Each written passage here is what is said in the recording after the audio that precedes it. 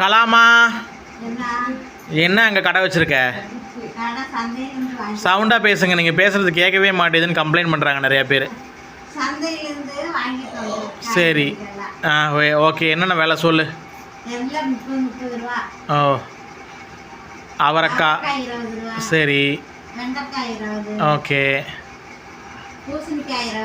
Okay okay.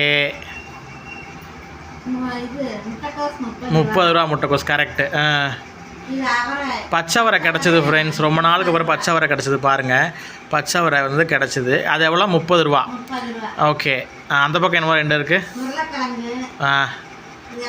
30 ரூபா உருளைக்கிழங்கு. ஆமாம், அதுக்கப்புறம் வாழைப்பூ வந்து 30 ரூபா.